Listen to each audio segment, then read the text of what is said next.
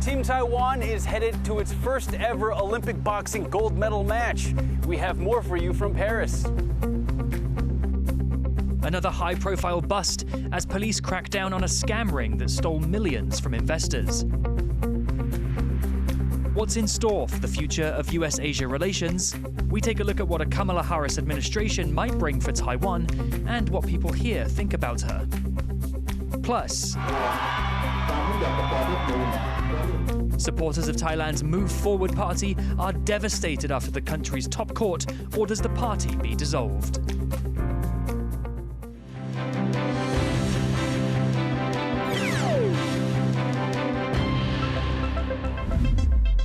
A warm welcome to TaiwanPlus News. I'm Reece. The Paris Olympics are coming to a close in just 4 days, but Taiwan still has the chance to take home some highly anticipated medals, including a gold in boxing. But controversy has dogged the contender from Taiwan, Lin Yu-ting. We go now live to Paris with Leslie Liao. Leslie, how did Lin fare in her latest match? Lin Yu-ting beat Turkish boxer Ezra Yildiz Karaman in the women's boxing featherweight semifinal. Lin will be the first ever Taiwanese boxer to make it into an Olympic gold medal round, and what's more impressive is that she beat her opponent while feeling under the weather. 因为刚刚可能大家有听到他声音有一点沙哑哦，那在前2天身体有一点微恙，上呼吸道感染，那这2天我稍微掌控一下。 But the match was not without controversy. Before leaving the ring, Yildiz Karaman made an X gesture with her fingers. Now, that's being seen as a shot at Lin, who has been competing in Paris with questions over her gender. Most women have 2 X chromosomes, and Yildiz Karaman's gesture seemed to imply that she was a woman and Lin was not, bringing her gender eligibility into question all over again. Now, it's important to mention that Lin is not transgender. She was female at birth, and the Taiwanese government has come out in support of that. The International Olympic Committee has also supported Lin, but that hasn't stopped people from targeting the boxer to oppose transgender inclusion in the Olympics. But Lin's coach says that they're not bothered by the criticisms at all, and he says that they're going to be focused on the task at hand. 现在好像也不是该高兴的时候，但也不是该表现出自己任何的时候。现在还是以平常心，不要去让玉婷感觉到特别的心情上的起伏。 Lin's gold medal match will take place on Saturday, where she will face off against Polish boxer Julia Jarometa. Now, there is a bit of breaking news coming out of the Paris Olympics, as we just learned moments ago that Taiwanese taekwondoan and medal hopeful has lost to her Lebanese opponent, meaning she will no longer be competing at the Olympics. Her Olympic run is done. For now, Taiwanese current official medal tally at the Paris Olympics sits at 1 gold and 4 bronze. Thanks for that update, Leslie. That was Leslie Liao reporting live from Paris. With more on Taiwan's medal winners and what to expect in coming events, Sandy Chi breaks it down for us. Taiwan has so far won 5 Olympic medals, 1 gold in the men's double badminton and 4 bronze in shooting, gymnastics and 2 in boxing. Well, for the latest medal, that is thanks to boxer Chen Yanqing, who claimed bronze in the women's 66-kilogram category. Despite losing to her opponent, she feels happy and feels like a world champion. Currently, she has her eyes on the Olympics in LA in 2028. Let's take a look at what she said right after her match. 今天比赛我觉得就是非常的享受啦，因为这个对手他非常的可敬，那相信他会在金牌战打出更漂亮的技战术。那我觉得就是自己能够在这场上去发挥，我觉得很不容易。那希望说就是这份祝福能够持续延续给未来的学弟妹传承，然后把这份祝福送给他们。 Next on Thursday in Paris, we have weightlifting, and all eyes are on Olympic medalist Guo Xingchun, who is set to compete in the women's 59-kilogram category. Well, last time at the Tokyo Olympics, she broke an Olympic record, winning gold. Then on Friday, we have Chen Wenhui, who is set to compete in the women's 71-kilogram category. Previously at the Tokyo Olympics, she won bronze in a different category. For more updates of the Olympics in the coming days, stay with TaiwanPlus. A third group of Olympians has returned home from Paris. Among them are gymnastics bronze medalist Tang Jiahong.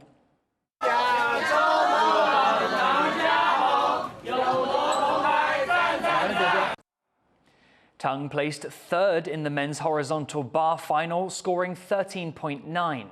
During the event, he fell to the ground and thought he'd lost his chance to bag a medal, but quickly recovered and completed his routine. Back in Taiwan, Tang is looking at what's next. 在未来的规划是希望可以在过程中再加转一圈这样子。对，那再加转一圈最少会升个2级。Police in Taiwan have arrested 27 scammers who stole millions from investors by impersonating a real company. It's part of a wave of high-profile scams in the country that has put citizens and authorities on high alert. John Van Trieste has more. After more than a year of stealing money from investors, it's game over for yet another fraud ring. This time, 27 are arrested. It was a sophisticated operation. They posed as representatives of Japan's Nomura Securities and tricked potential investors into joining a chat group on popular messaging app Line. There, they'd be instructed to download a convincing but bogus app and place orders. From May to November last year, the group is said to have tricked 38 people out of around $12 million US. The scammers took pains to create an air of legitimacy. As an anti-fraud organization explains, the chat group was filled with fake people, encouraging victims not to hold back with their money. 那个群组当中的话，就会出现很多人，就是会实际上都是诈骗假扮的人，就会说啊，这里面大家跟老师赚多少钱，什么东西去诱拐、去加入这样。And as the police explain, there were a lot of legitimate-looking companies with accounts, easing any suspicions. 该诈骗集团会确保稳定的人头账户来源，透过假应征工作或要求成员担任人头公司的负责人，开设人头账户及协助经营账款，并施予软性的监控，以防成员脱逃。 Scams of all kinds have flourished in Taiwan in recent years. From January to May alone, over 6,000 similar fraud cases were reported to police. For companies like Nomura's joint venture in Taiwan, it's a matter of warning customers to be on the alert, because despite successful police work, schemes like this one continue to pop up. Justin Wu and John Van Trieste for TaiwanPlus.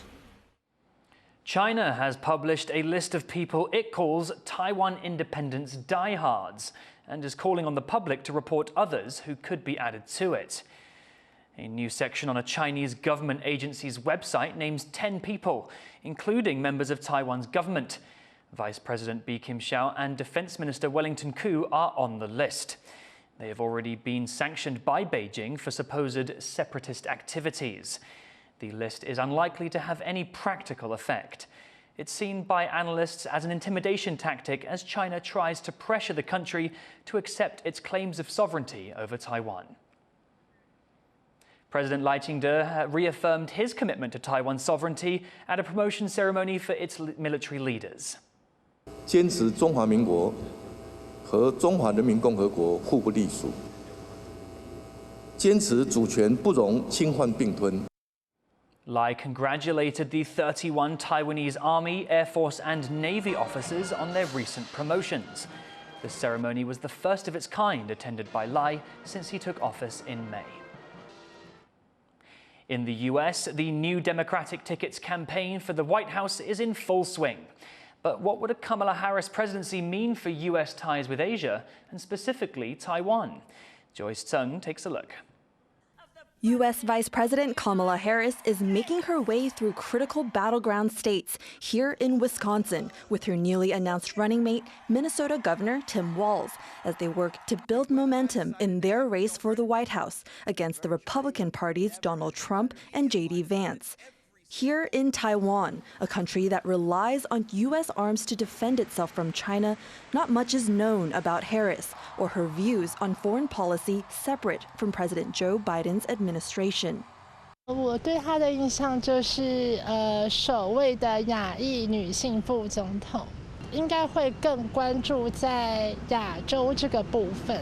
好像比较会关注的是可能谁比较不友台，所以比较熟悉的就是可能川普对台湾台湾的态度。美国对我们来说还是一个关系相当紧密的国家，所以我们一定就是台湾人一定也是会对于美国他们总统大选一定有就是一定的关注度。Though the U.S. broke diplomatic ties with Taipei in favor of Beijing in the 1970s, Washington has long supported Taiwan unofficially, selling it weapons in the face of China's threat to invade. Harris has not traveled to Taiwan, but stepped in for Biden on visits to allies in the Indo-Pacific, where she reiterated U.S. commitments to safeguard the region from Chinese coercion. Aboard a U.S. Navy destroyer in Japan in 2022, Harris once again stressed the U.S.'s unofficial support for Taiwan and its pledge to preserve peace in the Taiwan Strait. We will continue to oppose any unilateral change to the status quo, and we will continue to support Taiwan's self-defense. The Biden administration has breathed new life into U.S. alliances in the region, from the Quad with Japan, India, and Australia to hosting historic summits with Japan and South Korea at Camp David and another with Japan and the Philippines in Washington. This focus on multi- or minilateral groupings is a response to Russian and Chinese aggression, says Daniel Russell, the former Assistant Secretary to then-President Barack Obama in East Asian and Pacific affairs. It's an approach that Harris is likely to continue if she wins. This is largely a reaction, not an initiative, as China has become much more powerful, a much more demanding, intrusive actor. There's every reason to think that the Harris administration will continue to build this network, this lattice work of like-minded partners as a kind of safety net. With Walls now on board, the former school teacher and U.S. Army National Guard veteran brings unique first-hand experience with China. Neiman Hama, Governor Tim Walz here. Happy Chinese New Year. Walz was among the first American educators to teach in China and later returned for his honeymoon with his wife, Gwen. Years after, as a politician, he became more outspoken against Beijing's human rights record, advocating for Hong Kong and Tibet while serving on then-President Bill Clinton's Congressional Executive Commission on China. With less than 3 months left before the election, Miles Yu, the former China policy advisor to the Trump administration, says the issue of China and Taiwan is unlikely to come up in campaigning, and not because of the ticking clock. It's not the lack of attention. It's a consensus of policy on China. Both Republicans and Democrats agree that China has become America's #1 national security threat. We have really reached a point where the American foreign policy and our global strategy has fully embraced Taiwan. If U.S. commitment to securing peace in the Indo-Pacific has been established, then countries in the region, including Taiwan, can expect that pledge to hold, regardless of who wins the White House in November. Andy Xue and Joyce Sun for TaiwanPlus. In a unanimous decision on Wednesday, Thailand's top court ordered the dissolution of the progressive Move Forward Party for violating the constitution. The move follows a 2-decade trend of opposition to popular movements from the country's royalist establishment. Harel Hughes reports. Thai politician Peter Limjaroenrat leaves the country's top court disappointed. He led the popular Move Forward Party to victory in last year's elections, but was blocked from taking office as prime minister. And now the final nail in a long legal battle. เพื่อหยุดยั้งการทำลายพื้นฐานการปกครองระบอบประชาธิปไตยอันมีพระมหากษัตริย์ทรงเป็นประมุขศาลรัฐธรรมนูญจึงต้องสั่งยุบพรรคผู้ถูกร้องตามที่กฎหมายบัญญัติให้กระทำโดยไม่อาจ A unanimous decision from Thailand's constitutional court to dissolve the Move Forward Party and ban its executive board from holding office for the next decade, citing the party's plans to reform a law shielding the powerful monarchy from criticism as unconstitutional. Although an expected decision from the court, anger and dismay at Move Forward's headquarters. มองเป็นสองด้านตั้งแต่แรกอยู่แล้วนะครับเพราะว่าสิ่งที่เราเห็นเนี่ยมาโดยตลอดเนี่ยก็คือกลไกของรัฐธรรมนูญไทยมันมักจะสกัดกั้นพรรคการเมืองที่อยู่เคียงข้างประชาชนอยู่แล้วเชื่อมั่นค่ะเพราะเด็กรุ่นใหม่เก่งกว่าเราเยอะและอนาคตเขาไปไกลกว่าเราเยอะเขากล้าแสดงออกกว่าเยอะอะไรก็เกิดขึ้นได้ในประเทศไทยกรรมการโดนตัดสิทธิ์แต่พรรคยังอยู่พรรคไม่ได้ตายค่ะ Hours after the verdict, PETA and Move Forward leaders addressed supporters and announced next steps for the now dissolved party. If the result of the process is like this, then let it be, and then we'll make sure that the political project continues, in a new vehicle, which will be introduced on August the 9th, which I will not be part of anymore. Move Forward's dissolution is just the latest in a 2-decade-long battle between Thailand's political parties and the country's influential royalist military.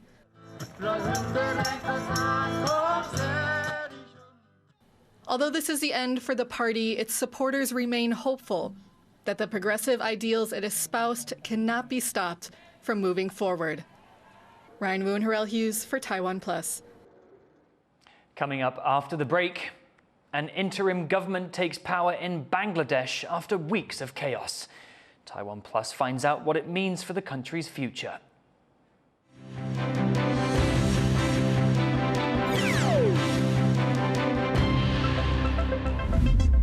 这是我的热情所在。既然选择就不放弃。The Olympic Games are every athlete's holy grail. 曾经这么梦想要踏上的这个舞台是什么样的一个感觉？2场世界杯的历练，站在场上我是可以很踏实，努力，然后认真、积极的态度，用享受的感觉去这场比赛。Athletes are ready to persevere through determination and bravery. 很不敢相信，就是在这时候出现人生中最大的一个伤害。比赛的时候就是有出现比较多的问题，没有去克服。有经过受伤的挫折，也有经历过低潮，对于路者来真的非常的不容易。TaiwanPlus goes behind the scenes to capture the journey of Taiwanese athletes to the Paris Olympics. Destination Paris, every Saturday, 6 p.m. on TaiwanPlus.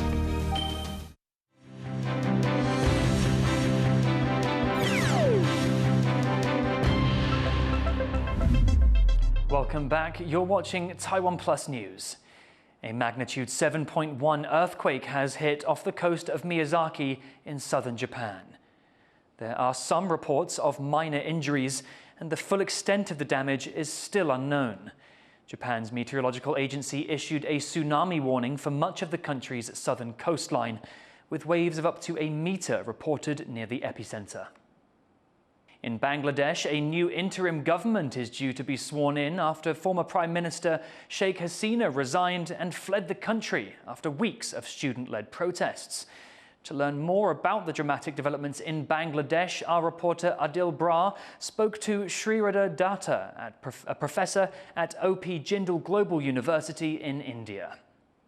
What are your expectations from the interim government led by Dr. Muhammad Yunus?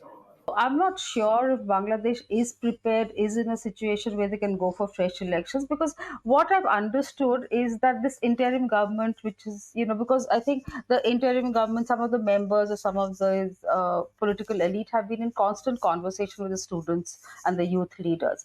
And what they want to see right now is that it's an apolitical government. They always said that it was their movement. Muhammad Yunus and some Bangladeshi commentators have described the ouster of Sheikh Hasina as the second liberation of Bangladesh. What's your view on this? So while it's called a second revolution, whatever they're calling it, revolution, which is probably a break from the past, I would say that, because the last 15 years has been extremely hard for many of the people who did not belong to the ruling party. So clearly, they want a new life, a new awakening, I would say. It's like a new awakening, maybe I would put. How did protests against the job quota system transform into anti-government protests calling for the Prime Minister to step down? So I think it was on the 16th July that one particular student, Abu Said in Rangpur, who was actually just having a conversation with the police. He was completely unarmed. He had some kind of a stick in his hand. When suddenly he was brought down by the bullets from the policeman standing just in front of him. That really was the turn of events when the students came out in huge numbers across Bangladesh. That was Sri Radha Datta of OP Jindal Global University in India on recent events in Bangladesh. Ukraine has launched a major attack into Russia, its biggest incursion into the country since the war began in February 2022. Ukrainian troops are believed to have captured a number of villages in the Kursk region amid heavy fighting with Russian troops. Rosie Greninger reports. Large-scale damage in a Russian border town after Ukraine launched a major surprise offensive. Hundreds of Ukrainian troops crossed into southwestern Russia's Kursk region, seizing a handful of villages and storming at least 10 kilometers into Russian territory. The incursion, Ukraine's largest since the beginning of the war in February 2022. The unprecedented action prompting Russian President Vladimir Putin to address his government, calling it a major provocation. В Курской области, как известно, киевский режим предпринял очередную масштабную провокацию, ведет неизбирательную стрельбу из разных видов оружия, в том числе ракетного, по гражданским зданиям, жилым домам, машинам скорой помощи. Putin called an urgent meeting with his defense leadership. The Russian Defense Ministry says up to 300 Ukrainian troops and at least 30 armoured vehicles have crossed the border. They also confirmed shelling in the area has claimed the lives of 2 Russians and injured at least 24 more. The incursion forcing border authorities to implement a state of emergency and order the evacuation of several thousand people. Russia's military says they've stopped Ukraine forces and inflicted heavy casualties. Действиями подразделений прикрытия государственной границы совместно с пограничниками и подразделениями усиления, ударами авиации, ракетных войск и огнем артиллерии. But videos from Russian military bloggers circulating on social media suggest the situation is not under control, with fighting on the ground continuing for a second day. Ukrainian officials have so far remained silent about the scope of the operation. But some military experts believe the Ukrainians are trying to divert Russian forces away from the embattled Donetsk region, where Moscow has intensified attacks. The US says it's reaching out to Ukraine about its objectives, but reaffirms its support of the country. We are going to continue to stay focused on making sure they have what they need to defend themselves against Russia's aggression. The incursion comes as Ukrainian troops and resources are stretched thin on the front line of the war, which has been raging for more than 2 years. But now that Ukrainian forces have successfully pierced Russia's border, it's clear that Kyiv is far from finished fighting back. Dolphine Chen and Rosie Greninger for TaiwanPlus. Thousands of people have marched peacefully across the UK to stand against racism after a spate of anti-immigrant riots. The country has been shaken by a week of violent unrest, targeting Muslims and migrants. It was sparked by misinformation online that a Muslim asylum seeker was responsible for the murder of 3 young girls in a mass stabbing attack last week. Counter-protesters are calling on communities to band together against racism and hate. Many held signs chanting that refugees are welcome. The police have dispatched 6,000 special officers to respond to any further violence. Taiwan is famous for making the hardware used in cutting-edge computing. But at a blockchain summit in Taipei, its former digital minister is hoping the country will soon also be known for using technology to improve democracy. Chris Gorin reports. The Asia Blockchain Summit is back in Taipei. It's the first time it's been held in person in 5 years, and it's bringing together big names from across the blockchain industry, the technology behind cryptocurrencies like Bitcoin. Now we're here on the third day of the summit, which is focused on the concept of plurality, which aims to use technologies like blockchain to improve democracy. While the two might not seem related, blockchain's traceable digital fingerprint is well suited to democratic principles like consensus and accountability. The idea has been spearheaded by Taiwan's former digital minister Audrey Tang and Microsoft researcher Glenn Weil, who participated in a panel with founder of blockchain platform Ethereum, Vitalik Buterin, and actor-entrepreneur Joseph Gordon-Levitt. They say plurality aims to use technology to make democracy more inclusive and better reflect people's real preferences. As an example, Audrey Tang pointed to a platform started by Taiwanese hacking group GovZero, where young people were able to get their issues on the legislative agenda. There was a couple years ago a petition by mostly high school students that says science shows that if you sleep for 1 more hour instead of study for 1 more hour, it actually gets your score better. So they petitioned to, instead of going to school on 7:30 or something, they want to go to school like 8:45 or something, right? So you just got every high schooler's attention just now. Yeah, I mean, it is backed by science, you know. And so after deliberation, actually, they succeeded, right? Supporters of plurality say that by using these concepts, Taiwan can become a place not where technology is just made, but where it is used for good. Luffy Lee and Chris Gorin for TaiwanPlus. Thank you for watching TaiwanPlus News. Finally, let's take a look at Japanese artist Yayoi Kusuma's first permanent artwork in the UK, a series of polka dot arches at Liverpool Street Station. I'm Reece. Take care, and we'll see you next time.